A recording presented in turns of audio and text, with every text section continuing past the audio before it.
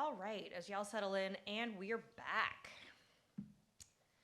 Um, so our last presentation about the Digital Access Project gave you a window into really the richness that's available here at the clerk's office.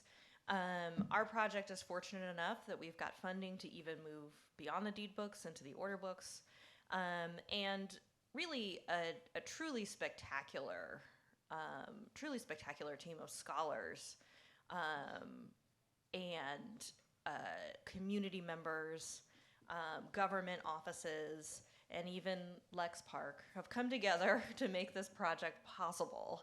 Now, we're going to talk about a little bit of cross-college collaboration and work with the incredible team and the incredible expertise available at UK libraries.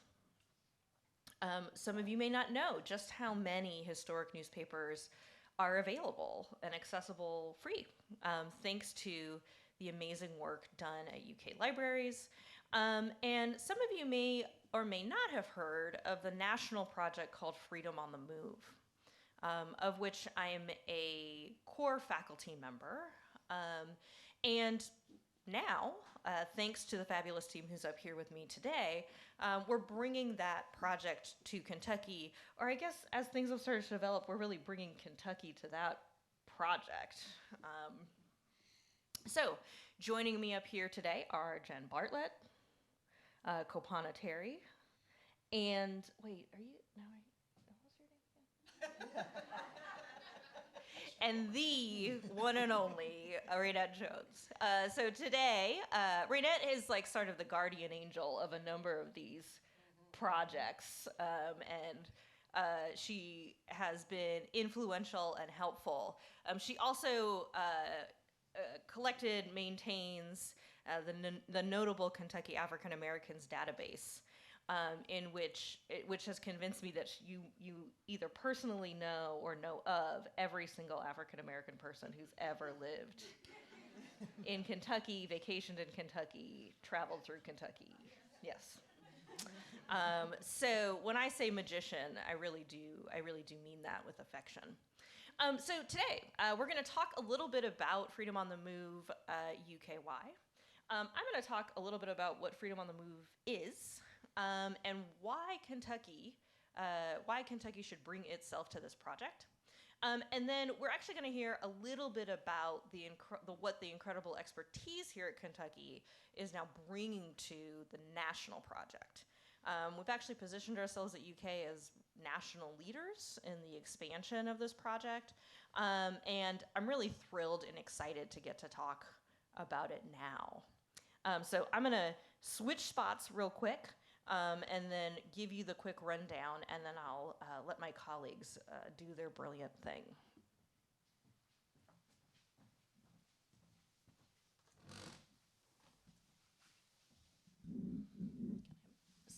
This way. Okay.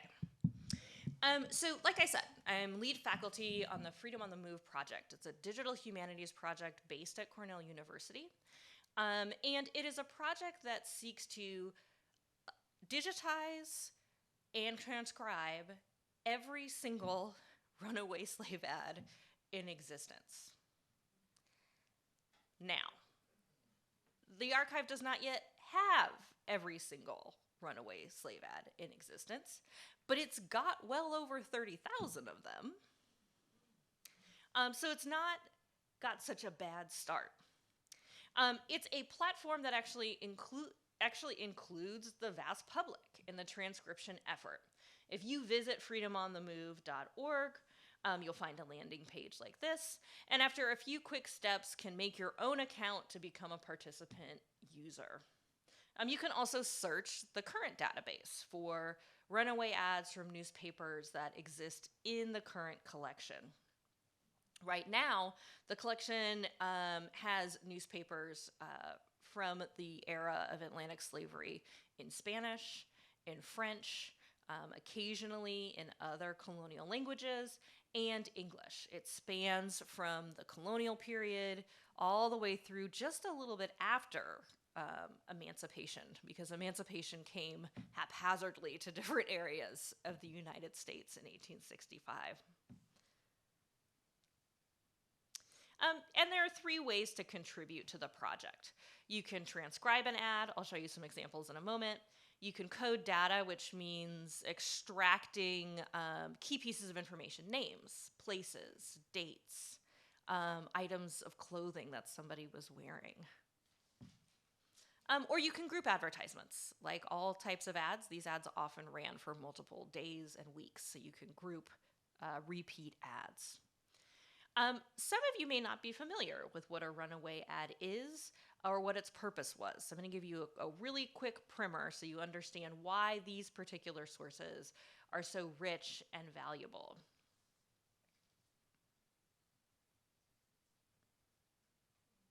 This is an example of an advertisement that ran in the Daily Picayune in New Orleans on February 24th, 1844. Many ads look like this, with a reward listed and then a thick description from the point of view of an enslaver, hoping to enlist the help of really the entire public in seeking out and finding their human property. One of the key ways that African Americans resisted slavery was flight. Whether it was a brief truancy for a weekend, a few weeks, living near the site of enslavement of a family member to be close to them, whether it was absconding into swamps and woods and other natural features where they couldn't be detected, or if it really was maybe the most recognizable form of freedom-seeking, flight to the Free States, to Canada, to Mexico. It's one of the most common ways that enslaved people resisted slavery. But in this case, this isn't just an ad about someone from Louisiana. If you look closely at the ad's content, it actually notes that this enslaver thinks this individual is headed where? To Frankfort, Kentucky. So it actually upends some of our assumptions about what historians commonly call runaways or fugitives from slavery. The assumption is that people are freedom-seeking, right? So they're trying to get to a place where they can have the legal status of free.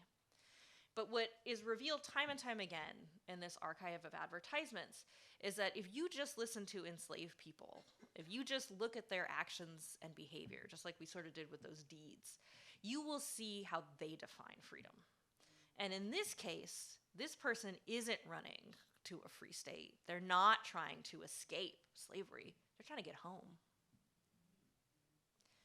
And it's a long way from New Orleans to Frankfort, Kentucky. There's a heck of a lot of slavery between somebody down in the toe of the boot of Louisiana to the center of the key of Kentucky.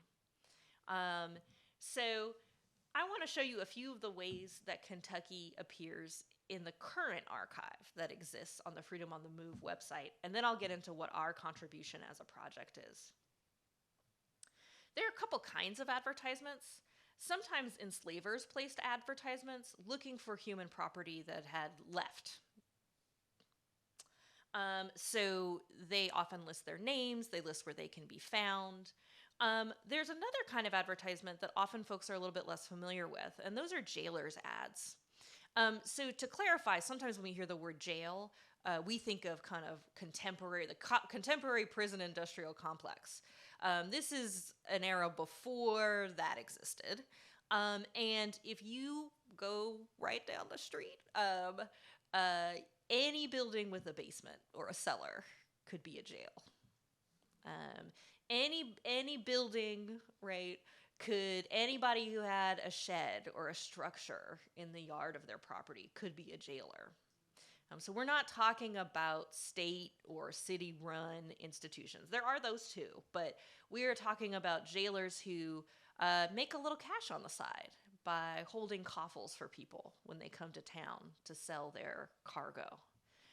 We are talking about places where any random white citizen could decide somebody fit the description and could imprison somebody and place an ad and say, come claim your human property.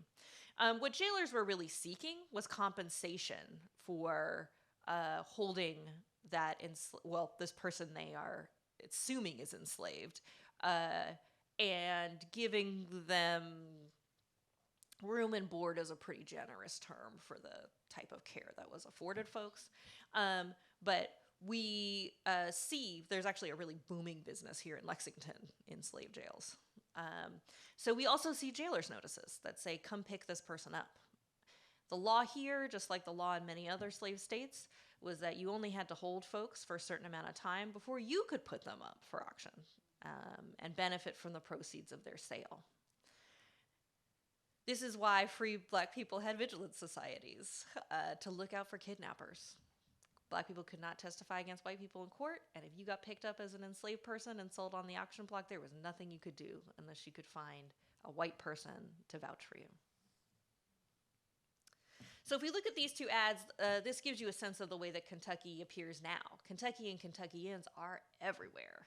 Thanks very much to the slaving industry right here in Lexington, Black Kentuckians are sold all over the American South, and Black Kentuckians appear in runaway advertisements frequently. In fact, some of the most famous fugitives from slavery, Black Kentuckians.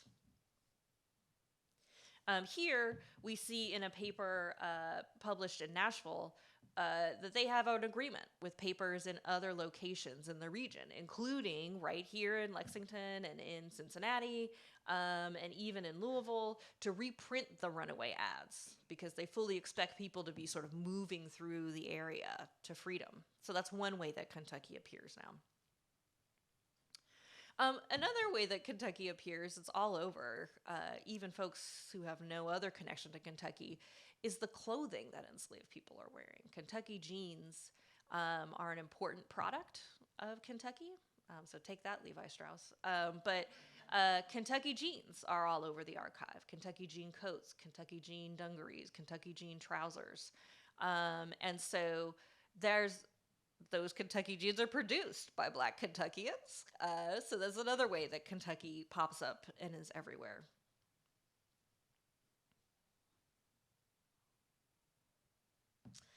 Here, two people are believed to be headed either to Virginia or Kentucky. So Kentucky's often a destination in these advertisements.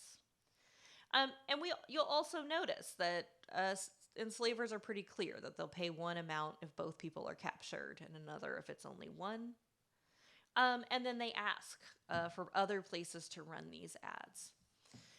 The historian Sharon Block teaches us that these ads were actually used to teach white people in society how to see race, how to assess what Black people looked like, how to assess their features, not just to identify them as a runaway, but to associate Black features with criminality, and really deputize just about anybody, including people who never would have enough money to ever afford a single enslaved person.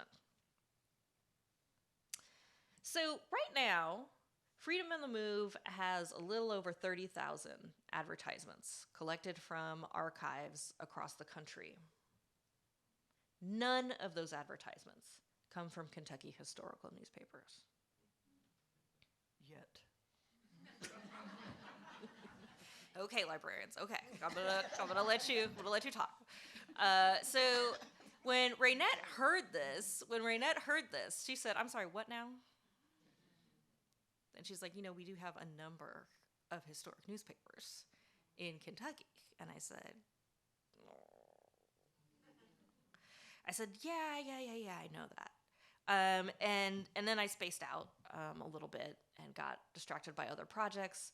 And then I crawled back and begged Raynette, hey, Raynette, do you think we could get maybe some of those librarians you mentioned before together to maybe think about looking at those papers? And so she wrote me back and she said, well, I'll see what I can do. She said, all the people on that team may be occupied with other projects. Let me see what I can do. And so I assume some sort of library ritual happened, and she managed to convince them to come to the project. And so now, a team of UK librarians who are here with me today are leading the national effort to expand this important archive. And we're going to talk about why it is that it's Kentucky that has now ended up being part of expanding the whole National Archive. These are all the institutions through lead faculty members that are involved in the project. We also have some partners at other institutions around the South. But my favorite part of this slide is that UK is actually taking the lead on to make sure that we can effectively expand and add new content to the archive, helping folks get into their own local resources to make sure that more states are represented. These advertisements ran all over the slave states, which is a lot of states if you include the colonial period, because all colonies in the original 13 colonies had legal slavery. They also run into so-called free states. There are ads in Cincinnati papers. There are ads in Indiana papers. There are ads in Michigan. So we've got a lot more ads to go and get. So today, each member of our panel today actually really represents a particular kind of expertise. They all overlap with each other and wear an incredible amount of hats at UK libraries, but they're each going to talk a little bit about their own expertise and what that brings to this project to go find and collect and add Kentucky ads to the project. And then we'll talk a little bit about the ways that we've been piloting, thanks to some generous funding from SIBS, the effort to add ads from Kentucky papers to this project. So first up, we have the one, the only, Raynette Jones. Do I need to? I can do more. No, do you you want me good. to? You good. Mm-hmm. Okay. So I did not know that I was going to be first, but thank you. I need to say a few things before I even talk about what it is that I do. And I want to talk about this group of individuals that I have had the opportunity to work with in my entire career. And I have been at UK going on 40 years now. This has been one of the best groups. These colleagues that I am working with, we get things done, we get them done on time, and we move forward. And as you can see, we're taking over. We do that. Librarians are allowed to do that. So I want to thank them because we have made such major progress in a way that I hadn't even envisioned. So we put our minds together. Think about including librarians in your research on the projects that you're doing. We are phenomenal. I don't just say that because UK pays me. I truly believe that. Something else that I want to mention that I just stumbled upon are the Kentucky birth records. So we're talking about the newspapers and the ads. The slave babies were included in the Kentucky birth records starting in 1852. You may already know that. If you didn't, it's another source. If you use Ancestry, it makes it a lot easier because of the indexing and tagging to get to that information. And I've been having a field day. Yvonne Giles and I actually went to Scott County, and I kind of went crazy. She ran circles around me. I want to say that. She really did. And some of you know what I mean when I talk about she's running circles. So what you see here is about the NKAA database. That database was started in 2013. It's 20 years old. Let me also say it took 10 years. We have come a long way when you start talking about slavery and Kentucky in the academic realm. It took 10 years. And actually, I didn't ask permission. Rob Aiken is the other half of this project. We just did it, okay? We just did it. Rob, you out there? Okay, shout out to Rob. They didn't have us thrown out of the library, and I thank you for that. You can see some of the statistics here. We get about 500,000 hits every year. There is some information in the database about slavery in Kentucky. I will be adding more because as we have started to scan the ads in Kentucky newspapers, I've learned more. I've had to expand my understanding of slavery in an additional way that I did not know by reading through these ads. And here's what I want to tell you about the ads. It's emotional, it's spiritual, it's almost revolutionary. As the panel before said, you had folks who didn't have anything making a way, making it way out of nothing. So here's what I want to say. It takes about 4.5 days if you're walking from Lexington to Windsor, Canada. Our person in the best of shape today could not walk continuously for 4.5 days to get there. So, if you're walking, you're by yourself, there's some things that you have to consider. There's things in the woods that will eat you, okay? Yeah, you can go. Today we've got roads, we've got GPS, but how are you getting there? You have to have an idea of where you're going. You have to put in time for add another week because you're probably going to get lost if you're on your own. If you're taking people with you, babies, elderly folks, individuals who have some type of disability, it's going to take time. It takes a lot of energy. Add another week because you're going to have to sleep. You got to rest. You got to go to the bathroom. You got to do some necessities. Where's your fresh water? Where's your food? Did you steal the horse? Excuse me, did you borrow that horse? The horse has to be taken care of. Did you take the dog? There's a story about a slave who escaped or was escaping, and the master told this dog, those huge dogs, starts with an M. Yes, said sick 'em. Dog went running after her, knocks her down, starts licking her in the face. They roll around on the ground having a good time. Why? Because she was responsible for the care of this dog. Okay? He thought he was doing something when he sent that dog after her. They get up, dust each other off, and tell him, see you. She takes the dog with her. Okay. So, the dog has to be fed. She had also taught the dog how to hunt. Smart woman. She had a plan all along. Okay, and I would do my best not to get off track because if you've ever heard me speak before, you know I can do that very easily. Okay, so you're making your way. It's going to take a while, okay? Something else I'd like to mention is, when we find bodies buried in the woods in Kentucky, and there's always bodies buried in the wood every, 2 or 3 months, you see it on the news. It's always assumed that if this body was about 200 years, it's a frontiersman. Of course it's a frontiersman. It's a pioneer. I don't ever remember anyone ever saying, this was a slave catcher who didn't make it back. This was a slave who didn't make it back. We have these ideas about what it means to run away. We have these ideas that when you catch someone who's running away or when they were caught, that they said, oh man, I give up, just take me back, you caught me. That's not what happened. People were fighting for their freedom and they fought back even when they were caught. So just reading these ads and thinking, no, this individual's not going to just turn around and come on back. Everybody didn't make it. I use the example that if we told everyone in this room, we're leaving at midnight, get your stuff packed, and don't tell nobody, how many of us would make it? You don't have your GPS. You don't have your phone. I hear that some of the leaders in the Underground Railroad carried a pistol because if you changed your mind along the way, you definitely wasn't coming back, Okay, I've got off track again. Okay. One of the ads that I looked at, it was a husband or a father, a wife, and 2 children. This took place in 1825, Jerry, Sylvie, and their 2 children. So I'm learning that in these ads, they're not just about Lexington. This family came from Casey County.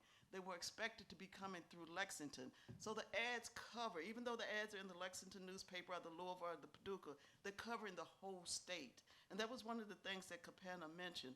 How do we get to those ads? Well, those ads are also in the metropolitan newspapers. And I know you may not think of Kentucky as having a metropolitan area, but I do. Lexington and Louisville are metropolitan areas. We're not going to fight about it. Okay, moving right along. Another thing that we noticed was the ads. If you get caught, you're on the run, you get caught inside Kentucky, the reward may be $10, $30. If you get caught outside Kentucky, the reward may be $100. Now, slave catchers wasn't no fool, and they knew how to do math. No takeaway. Where are you planning on catching this person? You're going to be on the other side of that river, okay, because your money goes up. $10, when I catch you on the other side of the river, it's $100. That's 10 times the amount. There were economics to this whole process. There were economics that fed back into the Kentucky, the whole money exchange here. There was also the escape of a man called Ralph from Buncombe County, North Carolina, who was mentioned earlier about Buncombe County. He got caught 100 times, he escaped 100 times. And so this ad reads like this man is just making a fool of people, but he's not. The thing that ad doesn't say is this individual was trying to find family, okay? Because obviously he could have left at any point, but he's trying to find family together to take with him. So it's being someone with some critical thinking, some thinking beyond just that ad that tells you so much. Everyone didn't make it to the destination, okay? And some people did. And I asked the question when we did this presentation last time, how many were caught and brought back? Because Britannica Encyclopedia says that most didn't make it. We don't really know that. So I want to tell you about just a few people who did make it. And it makes me happy that they made it. So Amherstburg, Ontario, Canada in 1817 had a community of escaped slaves from Kentucky. 1817. There were about 150. There was also a community called Kentucky in Canada of these folks who had escaped from Kentucky. A man by the name of D. Washington, who was born in 1823. He was born in this community. He later came back to the United States, and he lived in Southfield, Michigan. Okay? Dr. Robert Maxwell Johnson. He was originally born in Virginia. He belonged to the, I'm sorry, let me get back on track and not be snide about it. Honorable Reverend James Fishback of Lexington, Kentucky. You know who he is? He was a professor over at Transylvania who helped start the medical program. The slaves actually belonged to his wife, who was a niece of, I'm blanking on the name right now, but ask me later and I can tell you. This man escapes. He goes to Cincinnati. He goes to Buffalo. He ends up in Edinburgh, Scotland, where he becomes a doctor. He practices in England. He wants to come back home. He gets as far as Canada before he dies. So everybody didn't fail once they got to where they were going. Everybody didn't just stop existing when they got to where they were going. Henry Bryant, another escaped slave from Kentucky, settled in Canada, never became a Canadian citizen. In 1917, his daughter comes to the United States. She says, I'm an American citizen. The immigration organization in the United States said, no, you're not. You're Canadian. You got to get out. She hires a lawyer, and the lawyer says her father never renounced his citizenship in the United States. Therefore, she is a citizen, and she was allowed to stay. So we're talking about citizenship as well. Citizenship always comes up. We may not talk about it, but if you escape from one area and go to another, are you still a citizen? Were you a citizen to begin with when you were enslaved? Okay? I see you shaking your heads. You know what I'm talking about. All slaves did not go north. Some went east, some went west. Some actually even went south and left this country to Mexico, to South America. So these ads are just a snippet of the life story of individuals who are striving for a better life, for the freedom that they feel that they deserve, and I'm right there with them. Okay, last thing I want to say is, I think that might have been the last thing. Am I doing all right with time? I mean, we got to talk to them about the newspapers, so. Okay, and the newspapers. That's not your slide, Rita. You can't do all the slides. And you got to just do the one slide. I'm done, but please think about adding librarians to your research project. Please think about contributing toward this project because the ads are so vital, very, very vital to add into the story. And I'm going to stop now. Thank you all. All right. Well, you can't find ads unless you've got newspapers. There you go. And if we got one thing, we got newspapers at UK. And we don't just have newspapers, we have digitized newspapers. And so to talk about the really wealth in digital content we have that is actually available to all of you, Kopana Terry is going to talk about the KDNP. Okay, so I'm not nearly as engaging as Raynette, but I'll do my best. Yes, you are. Don't let her fool you. She's incredibly engaging. So the University of Kentucky actually has a really long history with newspapers. Back in the 1940s, Dr. Thomas D. Clark, who was the historian laureate of the state, partnered with then director of libraries to go out to various newspapers, and they had a little suitcase that had a microfilm camera and some pop-up lights, and they went out and they digitized, well, they didn't digitize, they microfilmed as many of the newspapers as they could get to right in the offices of these printing houses. Well, the quality on this stuff isn't that great. And they weren't the only people to do that. And so we fast forward to the 1980s, and the National Endowment for the Humanities says, this country has a rich history of newspapers, and we really need to do something about this. So they put together the United States Newspaper Program. They funded all 50 states and territories to microfilm and catalog all of the newspapers they could find. The University of Kentucky was the recipient of that grant money, and so since we had been already microfilming stuff for quite a while, it made sense that we do it at UK. And by this point, the microfilming services had moved from I think it first started in the libraries, and it went over to journalism, and then it migrated back to the libraries because libraries. And they began to catalog.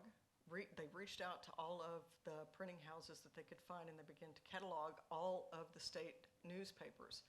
And as part of that cataloging, they then put that on microfilm. So by the time that 20-year program was over, we had amassed about 30,000 reels of microfilm of all of Kentucky's newspapers. At the same time, we still had a microfilming service at the University of Kentucky libraries that microfilmed contemporary newspapers as well. And that operation was going until 2015. So we continued to preserve all of Kentucky's newspapers as best we could. In 2004, I think, the National Endowment for the Humanities came back and said, okay, well, USMP worked really great, and we think we've got the technology now to digitize these newspapers, because digitization of any kind was really in its infancy at this period of time. People had been doing photographs and books, but it was still in its infancy. And for newspapers in particular, it was really complicated because newspapers are in columns. And when you digitize an image, the computer just sees an image. It doesn't tell you anything about that. That's where the metadata comes in, right? You have to give it some kind of metadata that the computer can read. Well, that works if you read left to right, or in other languages, right to left, right? So that works, except for newspapers that work in columns, and you have to go like this. If you go straight across, then hyphenated words get broken up, stories get broken up, nothing makes sense anymore. And I should mention that for newspapers and other text like books, there's a program called OCR, which is optical character recognition. That is what automatically generates the text that the computers can read.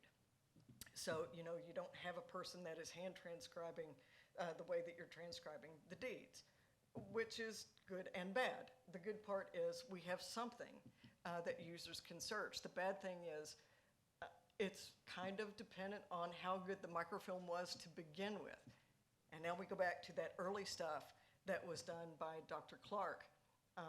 That's not that great. So you have a variety of quality in this stuff. Anyway, NEH comes along and says, okay, we think we've got the technology, we've got OCR now that can read in columns, let's go for it. The University of Kentucky Libraries was one of 6 original participants in the National Digital Newspaper Program that started in 2005. And this has everything to do with the kind of expertise that we have right now that enables us to be able to participate so fully in Freedom on the Move. The things that we learned in working with the NDNP has brought us to this point and has gotten us close to 1 million pages of digitized newspapers.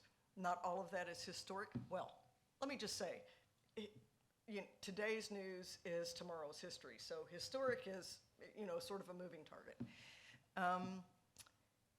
But we have amassed all of these images, and the microfilm closed down in 2015, and we continued to then provide digital content to our libraries who had been relying on us for their content to their patrons.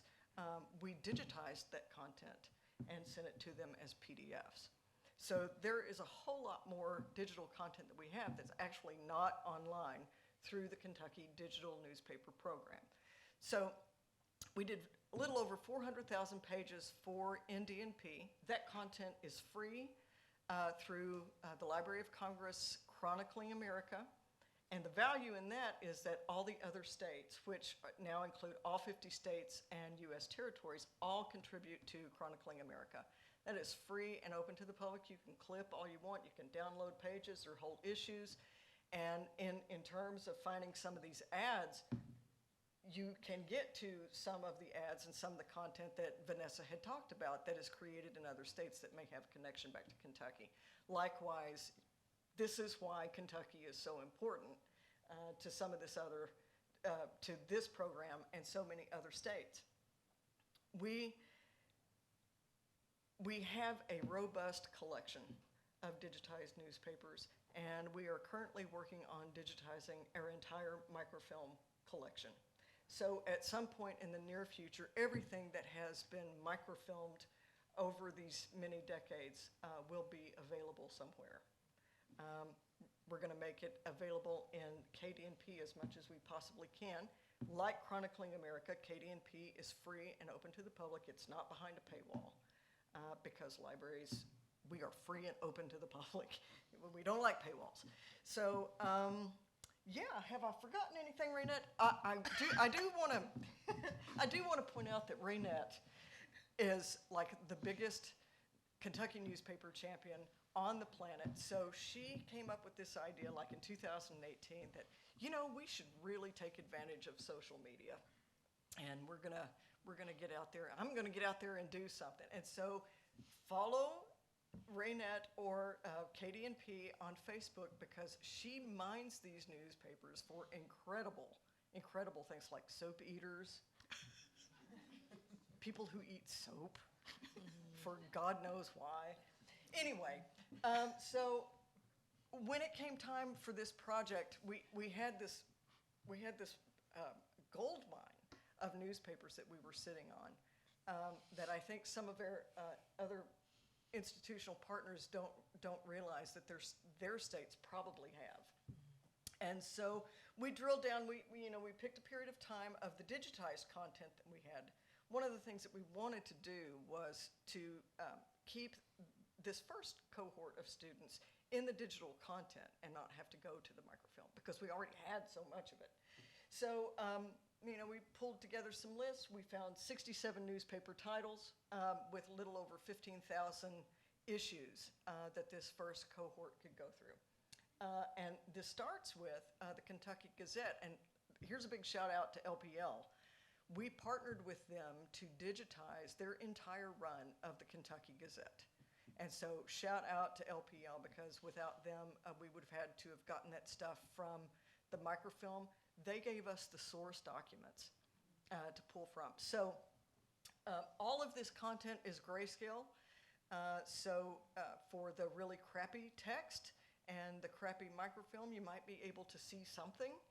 It doesn't mean all your searches are going to be great, right? Because the OCR, we haven't been able to human correct that yet. But we will be able to, as part of this project, through the transcription, which is extremely valuable in this case. So, yeah. Yeah. That's a lot. So, what we're looking at now, we're still having the students work on this stuff, and this will be a great segue for Jen.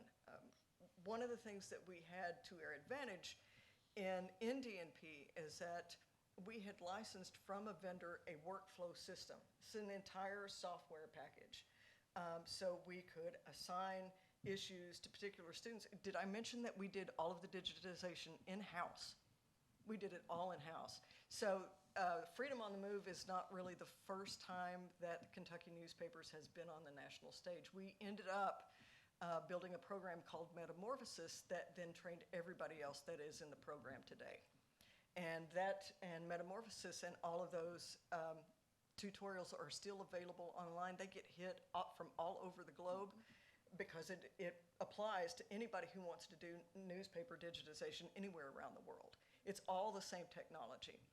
So we had the advantage of having this great software that enabled us to have some organization to what we were doing. Fast forward to Freedom on the Move, and we don't have that kind of organization of, how are we going to assign these students all of this work from 15,000 issues to 8 students. How are we going to do this? How are we going to keep up with what we're doing and remember what they had gone through and keep from duplicating efforts as this cohort moves on and we have new cohorts come on board. And that's where Jen's brilliance really rose to the top. Wow.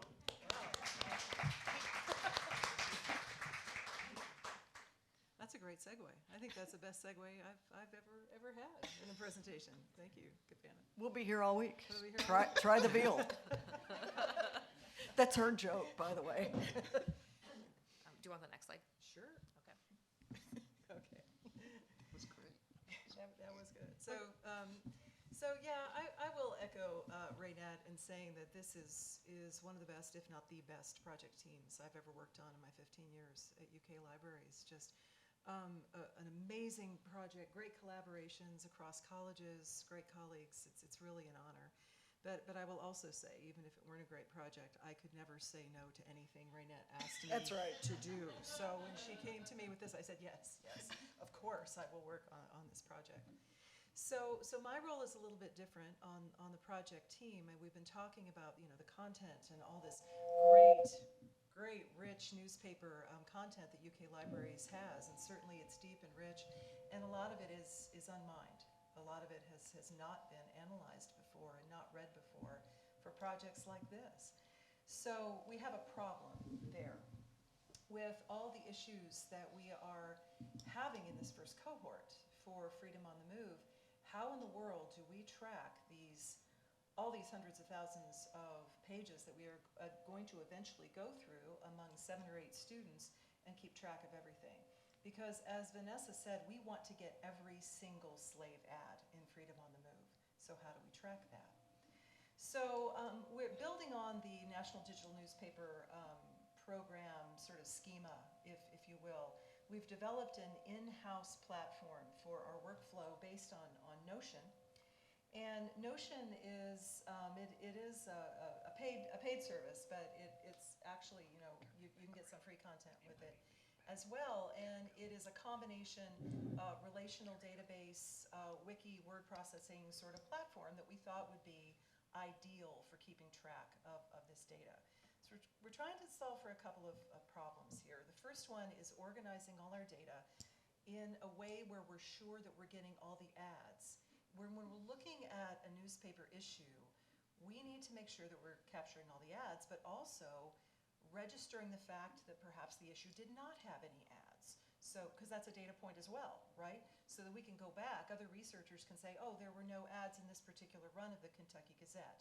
Is that of research interest? Maybe, maybe not, but we have to record that data as well. So we have the newspapers with no ads. We have newspapers with ads. What pages were they on? How many ads were on a particular page? How many duplicate ads were there? How do we group those? And then how do we assign these issues to all these different students and keep track of their work? And so all that is registered, if you will, in this Notion series of databases that we've built out. So we have a list of the newspapers that Kapana was talking about that are of interest to this project. That's tied to a back-end database that our project team is using to handle batching those newspapers to say, okay, we are going to have this, say, 50 issues that a student is going to look at. And then that batch is going to be passed to the student, who is then going to be given instructions on how to actually work with that issue. What data do they enter into that system so that a file name for the eventual scan of the actual ad is going to take not very much effort on their part. So it's a lot of moving pieces in that system to take those newspapers through the workflow so that eventually we get it to the point where we have all the metadata that we need as far as the name of the newspaper, the city and the state, in this case, Kentucky, the year, the month, the date, the page number of ad, and then we batch all those things so that we can upload it into Freedom on the Move. So these issues have to go through that entire workflow. So in Notion, we built out these back-end databases, and then we also have sort of a front-facing student portal, a student work queue, so that they don't have to see all the back end. We don't want them to necessarily see how the sausage is being made in the back because it's hard. It's a lot. It's a lot of data, and it can be potentially confusing. And I will say that I've never worked on an organizational schema that is this complicated and is moving so fast. Because I will say, and I think the team would agree, we have a great group of students, and they are really amazing, and they have just grabbed onto this project, and we have something like, we started at 0 ads at the beginning of this semester, and now we have nearly 700 that they've scanned, all of which are going to be uploaded into Freedom on the Move. So right now we're working on our quality control. So actually this weekend I'm finishing up our quality control database that we're going to be using to make sure that that data is in a good place to be uploaded. But I will say, and Vanessa has talked about this a lot in our project meetings, going through these ads for the students is incredibly difficult. And when I've been going through the ads, because I do transcription, as all of you can do on Freedom on the Move, I think it's easy for me as a librarian to say, oh, I need to keep track of the date and the month and the page number, and I've got all this nice little metadata, and it's in a little format where I can assign it to a file and upload it. This was a person in this ad, and students are reading these papers, and they're finding the ads, and there's a story there, and they think about it, and this was a person who was being returned to what? What kind of situation? So it was something that I hadn't considered when I first got involved in this project, but trying to make their work as easy as possible on the organizational side is what we are trying to do at this point. That I don't want them to worry about coming up with some kind of file name or where the metadata is going to go or whatever. I want them to concentrate on the content and what they're doing there.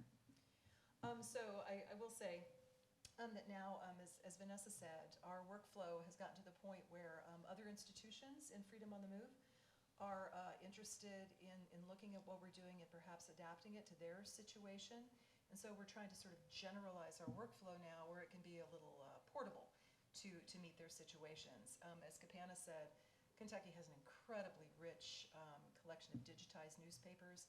Not all states are that fortunate, but we want to make sure that we help the project develop that workflow that meets their situations regardless of what that is. So we're really looking forward to continuing to work on that and start working more with our project partners nationally and continuing to build out our workflow here on the Kentucky side. So can't wait to get that first batch of newspaper ads uploaded to Freedom on the Move so people can start transcribing and using them for research. Yeah.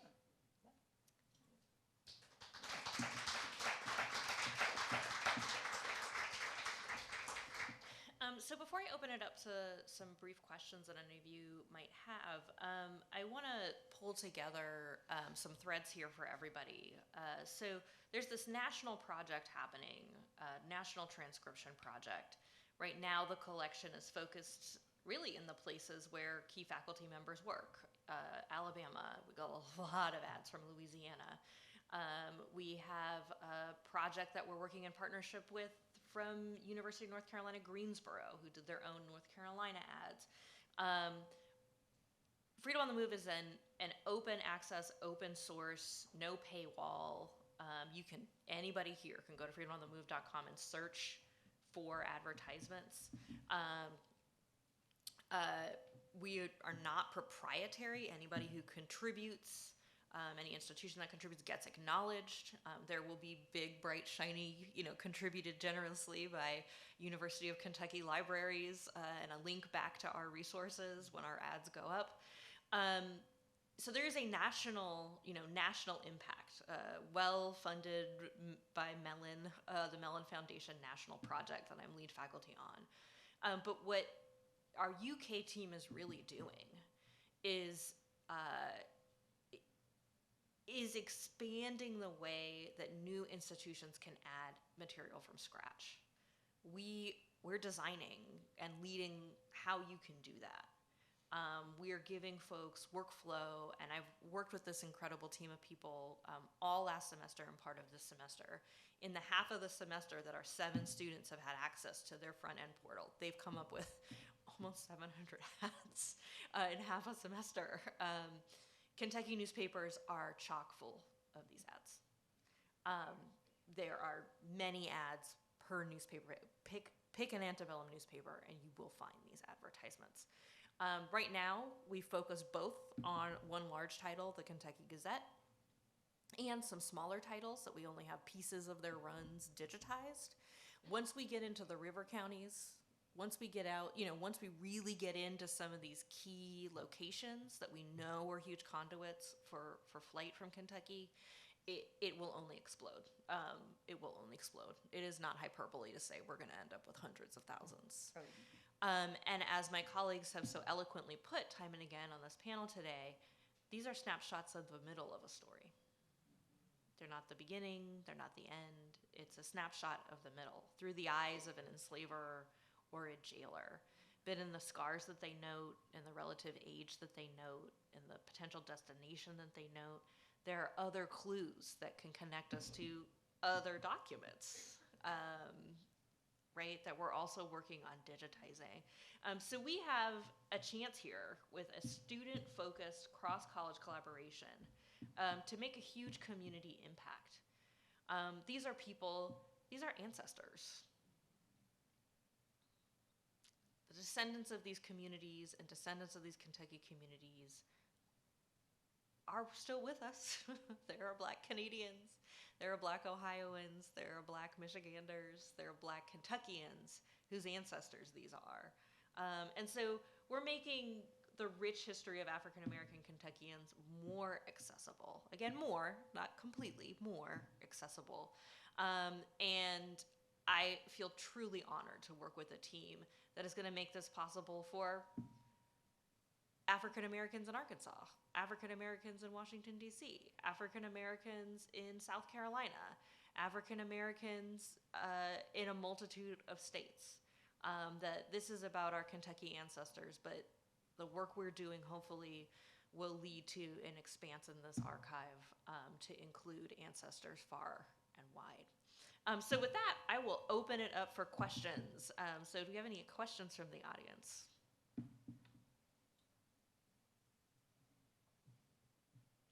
I have a question, Raynette. So we have 7 students, but we also have Raynette, our expert tester, who we often send to do tasks on the workflow and see if she can break it first before our students get to it. And she's got a success rate with the breaking of things. It's actually incredibly helpful to have an expert break it first. But I want to know, what is the most either surprising or engaging? You told us some really great stories, pieces of stories. Do you have any other engaging or surprising things that you noticed in the archive? You come here early in the morning on a Saturday. So I'm just going to talk about the ads. Ma'am, it is the afternoon Oh, officially, is it? so I waited until afternoon by 3 minutes. Look, we're going to see Lizzo tonight, so I I got to know get my that. nap in. I will mention the ads about horses. So you think you're looking at an ad where someone has lost a horse. You get down in the ad, and there's actually a slave who stole the horse, and they want the horse back, but they also want the slave back. And that was something that I had not known before, that I just assumed if the ad started out talking about a horse that got away or is missing, there's no need to go further down into the ad. But I have learned, like the students have learned, this has really been a learning experience for me that I didn't think it would be. But learning about the horse escape, oh, there's a slave that went with the horse, or maybe the horse went with the slave. So having to read through all the ads now, having to read through ads about a missing cow, a missing wife, I mean, you would not believe the number of runaway wives. It's a lot of in wives. these ads. A lot of runaway wives. I don't know what was going on in Kentucky with the wives, but woo! But yeah, the horses and the ads, I think is probably the one that catches my eye again and again. Yeah. The thing about being a wife in early Kentucky is that you were civilly dead. So a lot of these ads are actually saying, please stop giving Sarah credit under my name. She's run away from me. You can't, please stop letting her buy cows and sugar and flour and charging it to my account. Yes, ma'am, in the back. And then Kathy, I'll go to you. Is there any connection so far with the slaves looking for their families after the war? Mm. So is there any connection between Freedom on the Move and that database? Information wanted. Yes. So we do have a partnership with a database called Information Wanted. I can see if I can pull it up for you real quick.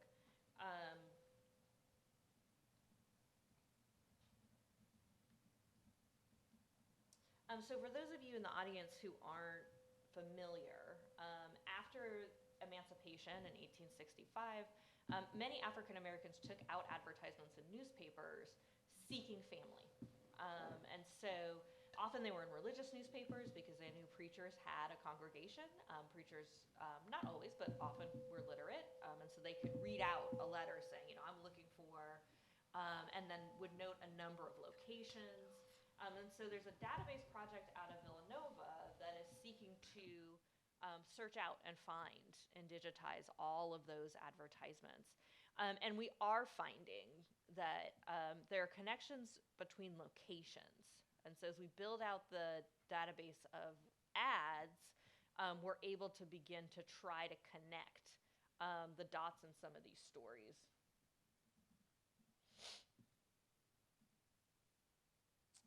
And so the project, I'm going to move over the browser real quick, is called Last Seen.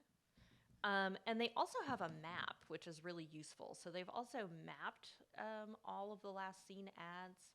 I actually often teach with these advertisements right alongside runaway ads because the contrast between what African Americans thought was important to note about their family members versus what enslavers note about people who are in flight is really, really sharp.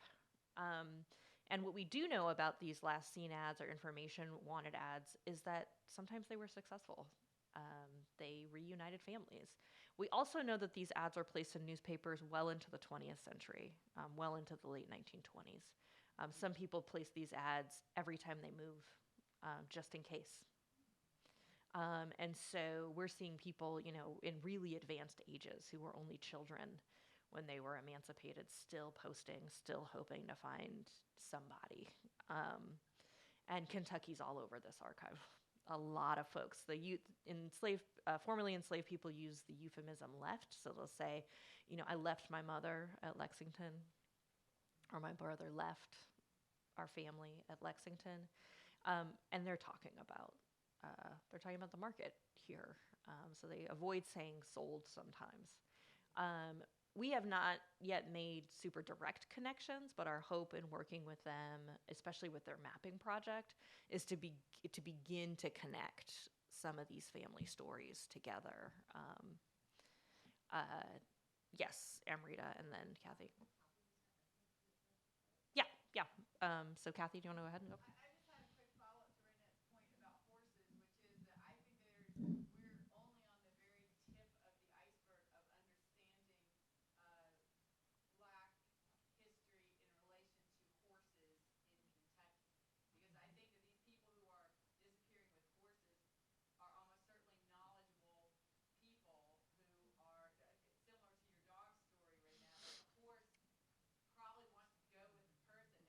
And I'm reminded of this because as I've been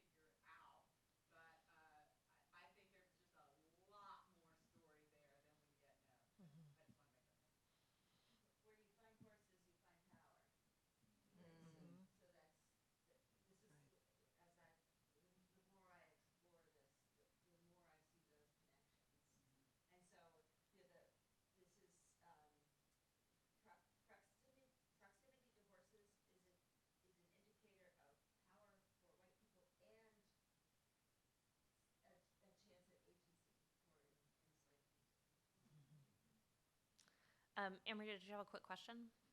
Well, first I wanted to thank all the panelists. This was really wonderful, and also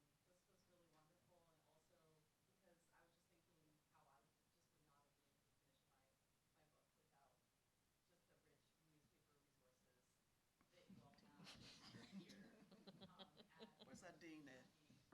Kentucky, or the Lexington Public Meeting Library that we're sitting in. I mean, it would have been impossible. So please utilize the materials because they are amazing, and the work that you're doing is really important. I was also thinking as you were all speaking and about just the connections and what more we have to learn about the ancestors in the area. Um,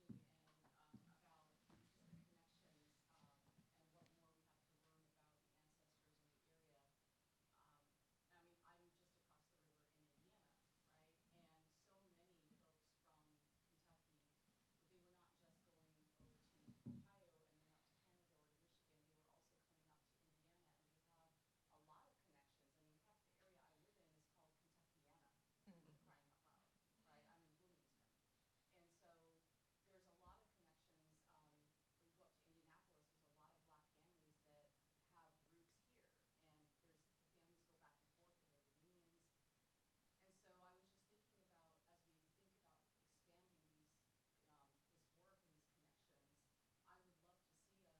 I'd love to see us, work with. You're already working with Ohio, right, with OSU. I think that we need to actually think about, right, Illinois, about Indiana, about sort of how, because this Midwestern region, this upper South Midwest region, is very connected because, I mean, Indiana was very connected to Kentucky in terms of slavery, in terms of black business, in terms of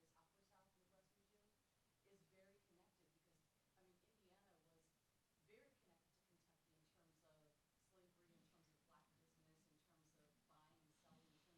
when, even though it was supposed to be a free state, it really wasn't, as one of my graduate students found in the dissertation she finished last year. So I just wanted to put that out there and say that this is something that I would be very happy to like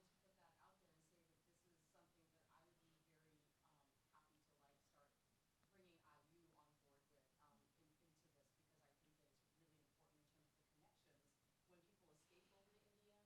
because I think that it's really important in terms of the connections.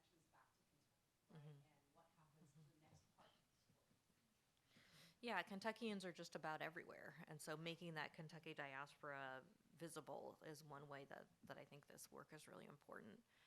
We have to close down there, unfortunately, and we are going to move on to our next panel. So take a brief break, stand up, wiggle a little bit, and we're going to have our next panelist come up here, and we'll switch things over for our final presentation today.